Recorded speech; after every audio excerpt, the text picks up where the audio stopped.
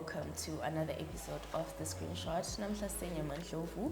We had a bit of an issue sixoxa nomyumngane wami akade buza ukuthi inyama endlovu kumbe inyama ndlovu.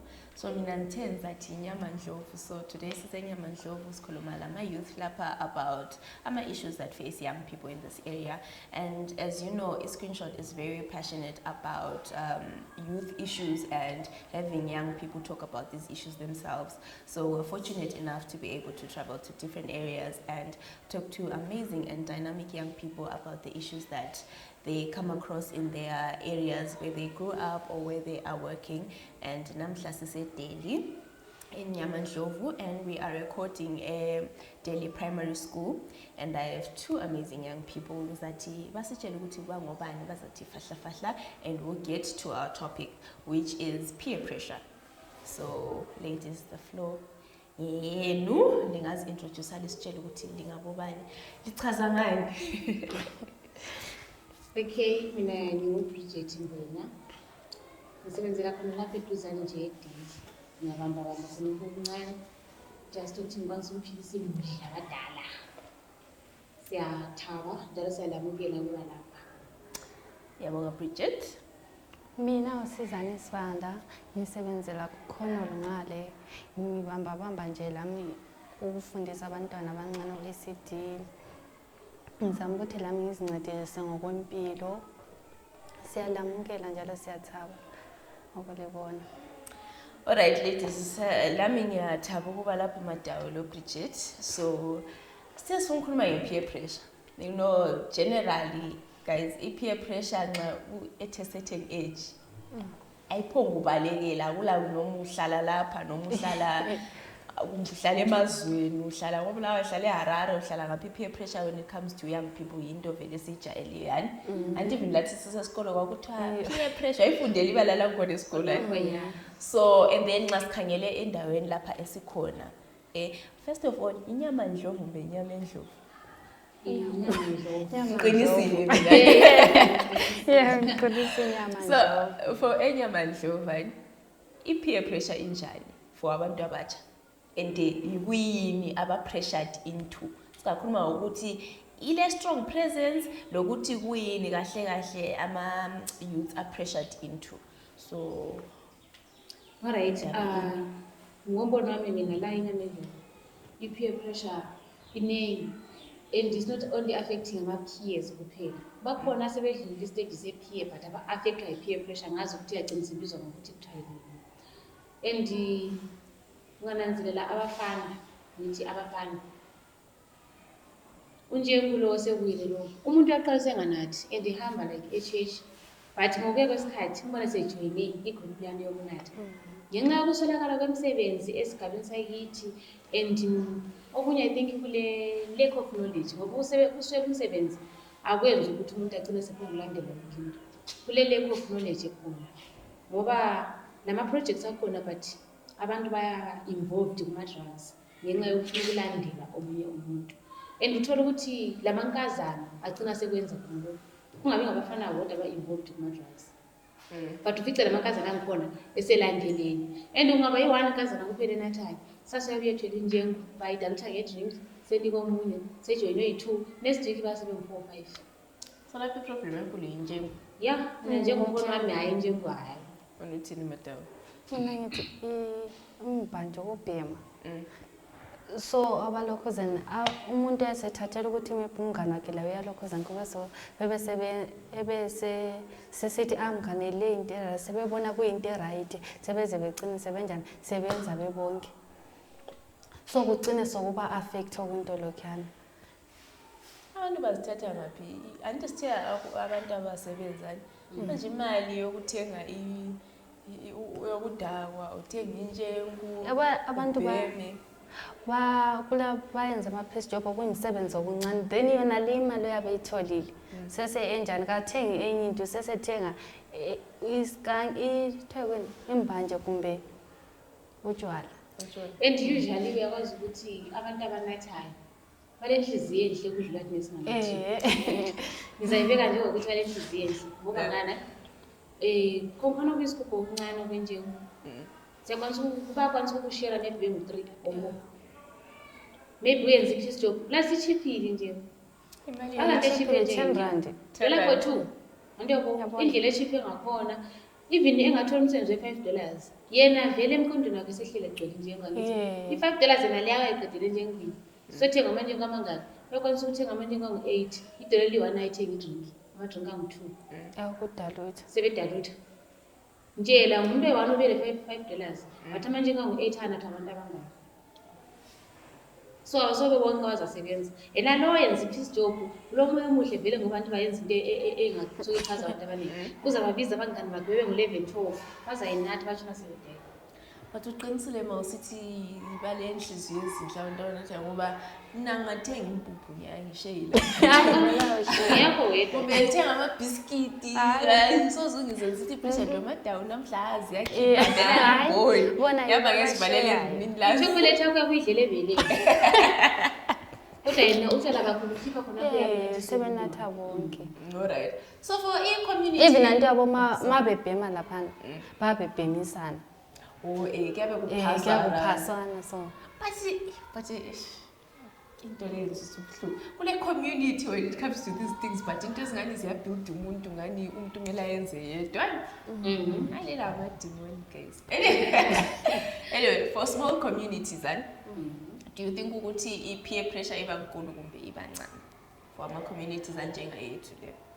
hayi for a small community I think iqinisisa iba worse ukudlula ama-big community iqinisisa iba nkulu i-small community ilabantu abalutshwane but iningi labantu abalutshwane bona laba involved to that Plus I feel like nxa kungela zinto eziningi ezenzakalayo ezokulibazisa abantu abatsha like ukuthi kube ama-youth center, skills training, lokhu zendawo zokudlala soccer, basketball, what into zozilibazisa.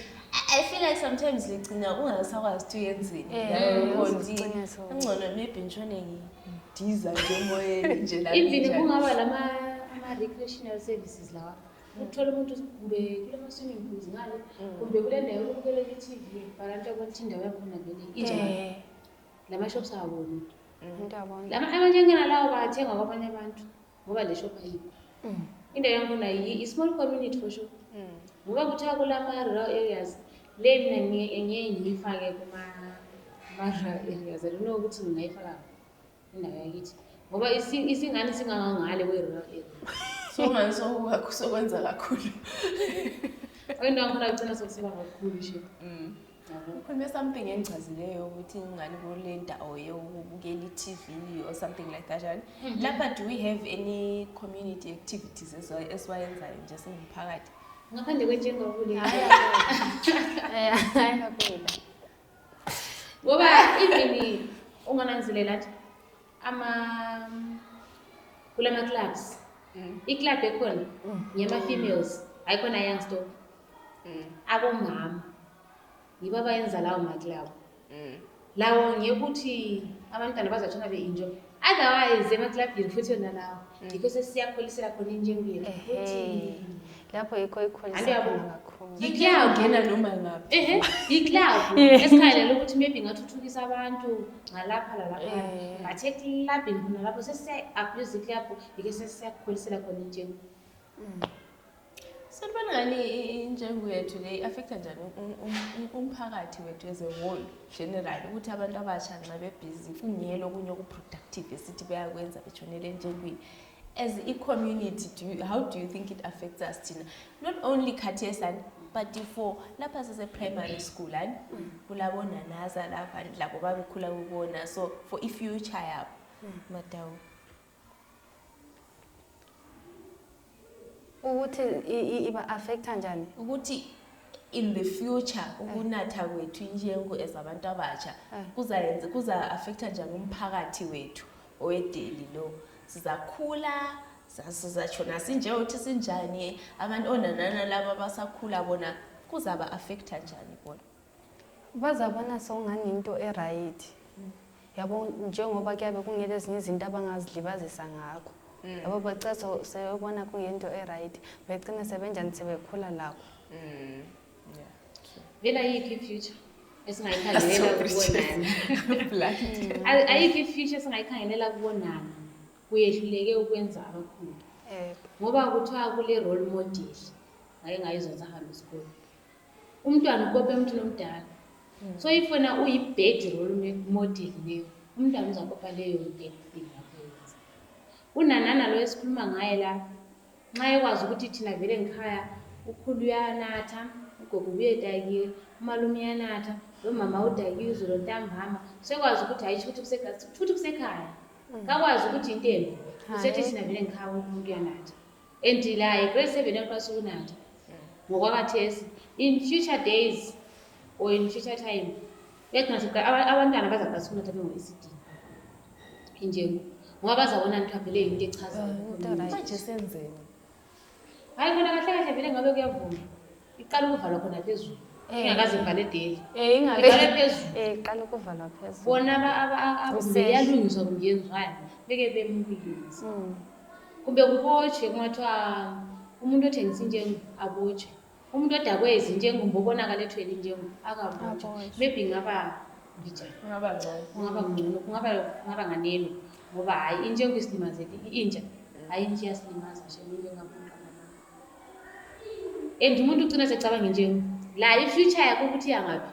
Basekho consent. Mina ezidongo kwanamhla ngidakiwe ngiyo-cloud 9 konke kuhamba kahle. Okwakusasa ngizabona sasekuseni. Sasekuseni ngizavuka ngile babhalazi ngikase ucabanga. Ngingadobha kuyidola kumbe ngicela ubani ukuthi alright ngicela ukukhela isikubhe ezingu9 zamanzi unike idola. Ngingathola idola leliyana ngifike futhi ku-cloud 9 liyatshona ukuthi wena ucabanga ngihamba ayingene ukuthi i-future ngizabona ngento engifike kiyo. Manje ukuthi sisilimazele i-future. I think njengabantu abatsha futhi siyakhohlwa ukuthi siyaguga angikwazi ukuthi athe santi abo babe natha so beqeda sebeqala ukuba bethuka abantu abadala yabona yakusela inhlonipho alright. So anti thina sithe sizathi ivalwe kungayenza ungani kungavalwa phezulu ani alright ngiyalizwa. Mina ngicela ukubuza one last questions. One last question. Lina lifisani for i-future zenu? Karesi it's an individual question. Umada uzantshela, Bridget uzantshela ukuthi wena impilo yakho outside of eDelhi or maybe khona lapha eDelhi yakwazi wena kuyini okufisayo ngempilo yakho personally? Alright, mina njengami. Mina ngihambile isikole. Ngaqeda ukufunda izifundo zami upper 6. Ngashela umuntu ongidlulisela phambili ngenxa yemali ngoba ngathakasela ngale stuff. So isifiso sami ukuthi even ngingathola i-project or ngingathola idona ongafuna ukuncedisa ukuthi ngiphumele phambili. Ngiyafisa ukuqhubeka phambili because I wish to graduate like ngibe le diploma or ngingagraduate ku teaching graduate something ngibe lo msebenzi engiza kuthi lo umsebenzi engiwazi. Even ngingathola like manje ukuthi ma remote areas ngathi akula ngitsho i-course esiyenzayo at least ngaba lo msebenzi engithi mina personally ngiyawazi ngizathi ngisukuma lapha ngiye uyenza ngithi umsebenzi wokulungisa amafoni ngoba yiwe ngiyazi. I think ungaba ngcono kumbe ngisuke lapha ngiphethe esinye certificate ngoba esikaform 6 sesifana nokuthi ngizitholele i-birth certificate but ngingasuka lapha ngithole esinye certificate engingakwanisa ukuthi nxa ngingena sami befike bengi-accommodate bengiqhatshe. Yeah, ngibona nto impilo yami ngabe singcono nje yabe sishebheke ngcono lapho ngathi fike estage sokuthi sengithola umsebenzi engithi lowo ungwami lo straight for sure lapha sengithola umsebenzi ngoba khathesi ngingathi mina lapha ngiyasebenza but 2 minutes 2 seconds ngezwa ukuthi i-government employed umuntu mina I'm not employed anymore. Mina bengifuna ukwenza ama-courses imisebenzi yezandla ngibona ngimi i-right because ngifunde ngazathi form 4 but ama-subject ngathola kahle bengathola 3 yabona and futhi asima-sciences so bese ngibonani maybe ama-courses angabe ngcono for mina. Talented entweni zokuzenzela. Alright. And then last question. Sifiselani i-community yethu lapha eDelhi? I-community le mina ngufisa kwami sibeke ukuthi ngalo uNkulunkulu ngeke ngimbone la yini. Mina ngingafisa ukuthi kuyaba iphakame ithole ama-shops ithole maybe umuntu obuye ezo-introduce ama-courses ukuthi maybe thina mankazana kumbe sithole ukulukana kube ikhosi ye-dressing kube ikhosi yokuthunga kube ziningi izinto ezingakwanisa ukuphakamisa lesi sigaba through ama-courses ngoba nxa umuntu esetshona ema-lessons okufundela ukudlula isikhathi sokuyeka njengini sibasibutshile nxa kungobhudi kubuye o-welding i-carpentry i-building befundiswa into zonzane imisebenzi yezandla ama-project ebuye nje wonke ufundiswa ukufuya inkukhu bephiwe lezi mali ukuthi alright buye nanzi ezingu-50 ihafu ngeyethu ihafu ngeyakho just for i-start I think ungaba ngcono ngoba lakathesi ivini ngathesi mina ngingapopota ngithi bhuti wabona unathi kakhulu utshela uzama ukuthi ufuna ngenzini and for sure lami ngifuna sengithule ukuthi ngifuna yenzini engavuke kusenayithelele engadini imbheda yethu engu-2 eyembhida nalena siyitshebayo sephendike ekhaya sesitshona siduzulana namehlo ninganizweking and akula muntu oyenza something sesivulela amehlo ele sekubona ukuthi ngcono mina ngingavuli amehlo lapha ngihambe ngiyovulela ngale sesenza into ezagcinisa imngenisa emanyaleni ngoba uzathuka bazamchaya kumbe uzathuka uzabotshwa but otherwise kungafika estagini sokuthi besinike imisebenzi kumbe kube lo muntu nje even i-personal muntu private angithi kumbe i-government isilethele ama-projects lama-courses and you are willing to do that sesingathina sibhizi sibile sesifundela ukuluka amakhanda khona la kumbe sesibhizi sesifundela ukupheka kumbe sibhizi sifundela anything ambona ukuthi la yena lalo nathi njengonkosele ngale engayala ukuzofundela uza kubona kuyi-advantage njengoba kuyinto yabe imlandi because right now izinto zonke zitholakala eBulawayo angilasihlobo esihlala eBulawayo yikho ngizahlala ekhaya khona la khathi ngizathi ngifuna ukuyafundela i-catering ngale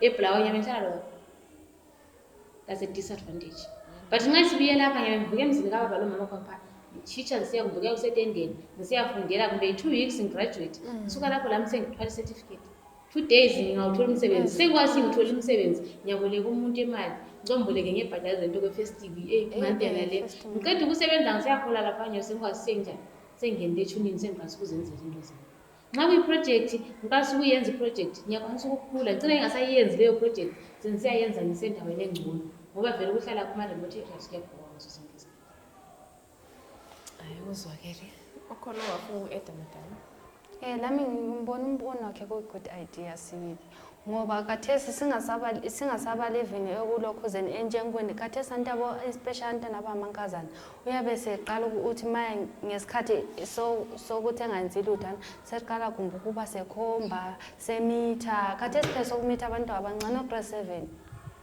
7 uyezosothiwa ubani semithi sebeyenda especially kithi ngapha vele sokuyenda abantwana abancane kakhulu vele i-age yami vele abaningi sebayenda abanye balabantwana yabo nginxa yokuthi babenjani beswele izinto zokwenza sebonani into e-right yona leyana ucinisa uyenda omncane ucinisa umitha omncane